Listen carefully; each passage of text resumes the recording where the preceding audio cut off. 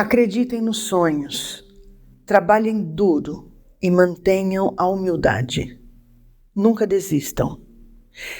E lembrem-se, o futebol é uma paixão que deve unir as pessoas e não dividir. Olá! Que bom nos encontrarmos aqui mais uma vez. Seja muito bem-vindo ao podcast Redigir Fundamental. Eu sou Gislaine Buozzi, escritora e professora de redação e literatura. No episódio de hoje, faço algumas considerações a respeito da redação de entrevistas, um gênero textual do discurso jornalístico. E, por acaso, você já desconfiou? Você já sabe quem é o nosso entrevistado? Fique comigo até o final. Você vai adorar conhecer um pouco mais sobre esse desportista tão célebre e tão humano. Quando se fala em entrevista, vem à tona o aluno com papel e lápis na mão, fazendo perguntas a um profissional de sucesso ou, quem sabe, ao avô. E que delícia sentar-se confortavelmente ao lado do avô, fazer a ele 1001 perguntas, ouvir, anotar respostas. Que delícia poder vasculhar a vida do avô e ouvir coisas indizíveis, não fosse a provocação. Hoje falo de uma outra estratégia, também eficiente, para a composição de uma entrevista. Mais fácil ou mais difícil, professora? Opa, meu aluno imaginário chegou. Mais fácil ou mais difícil? Mais rápida. Algo diferente do que você está acostumado a fazer. A estratégia que nós vamos adotar será esta. Na proposta, há um texto biográfico.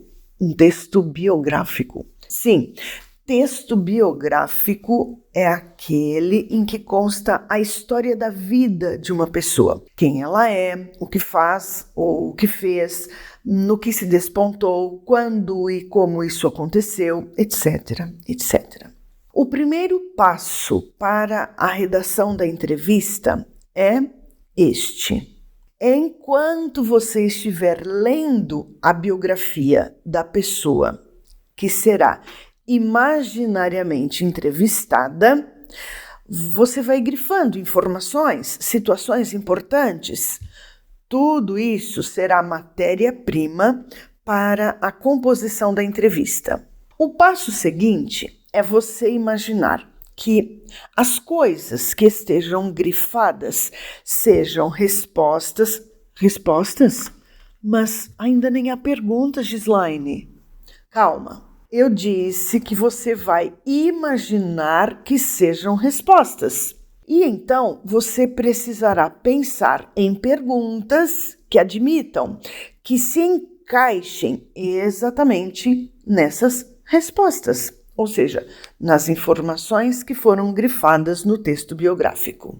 A estrutura da entrevista é esta: indicação do entrevistador, breve apresentação do entrevistado, do tema da entrevista e de sua respectiva importância no contexto em que está inserido, social, político, econômico, cultural, etc. Em seguida, alternam-se perguntas e respostas. Para a sequência de perguntas e respostas, são utilizadas rubricas que indicam as falas do entrevistador e do entrevistado. É comum atribuir-se um título, geralmente o nome do entrevistado, e um subtítulo. Quase sempre uma frase significativa, forte, colhida do texto da entrevista. O entrevistador precisa estar atento na elaboração das perguntas, que devem ser objetivas, curtas. Obviamente, As falas dele não podem ser maiores do que as falas do entrevistado. Vamos conhecer a proposta de redação? O material de apoio para esta atividade é um recorte da biografia de Edson Arantes do Nascimento, o nosso Pelé. O comando é este: entreviste imaginariamente Pelé, o rei do futebol. Faça de 6 a 8 perguntas com as respectivas respostas. Mãos à obra. Aqui está a entrevista que fiz. Pelé. O futebol me deu amor, reconhecimento e uma vida cheia de histórias. Edson Arantes do Nascimento, conhecido como Pelé, ex-jogador brasileiro aclamado mundialmente como Rei Pelé, encantou o mundo com seus dribles e passes. Foi eleito o atleta do século, nomeado como embaixador mundial do futebol e escolhido como ministro dos esportes. Aos 80 anos, Pelé concedeu entrevista a Ana Lúcia Morim, jornalista da Folha da Cidade. A seguir, os principais trechos da entrevista. Folha da Cidade. Pelé, sua trajetória no futebol é fascinante. Como foi o início de tudo isso? Pelé. Tudo começou em Três Corações, Minas Gerais, minha cidade natal. Dondinho, meu pai, era jogador de futebol e foi ele quem me incentivou. Nossa bola era de pano. Eu passava horas jogando na rua com os amigos, sem imaginar onde isso me levaria. Folha. E como você engajou-se no futebol profissional? Pelé. Comecei cedo, aos 10 anos, no Infanto Juvenil do Bauru Atlético Clube, em São Paulo. Lá, conquistei meu primeiro bicampeonato em 1954 e 1955. Aos 15 anos, fui levado ao Santos Futebol Clube. Em meu primeiro jogo-treino, marquei 4 gols e no amistoso oficial contra o Corinthians, fiz 2. Daí, minha carreira profissional deslanchou. Folha. Você é reconhecido pelos títulos no Santos. Quais conquistas marcaram mais sua vida? Pelé. Todas as conquistas são marcantes, mas ser bicampeão da Taça Libertadores da América e do Mundial de Interclubes, respectivamente em 1962 e 1963, foi incrível. Também fui artilheiro na Taça Brasil por anos consecutivos. Sinto-me orgulhoso em saber que ajudei o Santos a se tornar um dos maiores clubes do mundo. Folha. A seleção brasileira sempre foi um destaque em sua carreira. Qual foi o momento mais emocionante vestindo a camisa da seleção? Pelé. A estreia, sem dúvida, está cravada no coração. Eu tinha apenas 16 anos quando joguei pela primeira vez contra a Argentina, no Maracanã. Também lembro, emocionado, puxa vida, dos 3 títulos de Copa do Mundo, especialmente o de 1970, que foi a consagração do futebol brasileiro. Folha. Sabemos que você teve desafios dentro e fora de campo.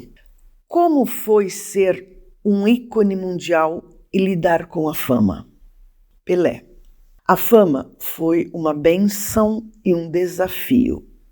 Ser chamado de embaixador mundial do futebol e atleta do século foi extraordinário. Eu sempre soube da responsabilidade que eu tinha de representar o Brasil e o esporte da melhor maneira possível. Folha. Aos 80 anos, você fez uma declaração sobre sua vida e seu legado. Pelé. Aos 80 anos, agradeci a Deus pela saúde e pela oportunidade de ser bem recebido em todos os lugares por onde passei. Disse que espero que quando chegar ao céu, Deus me receba tão bem quanto as pessoas me receberam aqui na terra. Isso resume o que o futebol me deu: amor, reconhecimento e uma vida cheia de histórias. Folha. Por fim, o que você diria para os jovens que sonham em seguir os passos do Pelé? Pelé. Diria para acreditarem nos sonhos e, acima de tudo, trabalharem duro e manterem a humildade. O talento é importante, sim, mas é a dedicação que faz a diferença.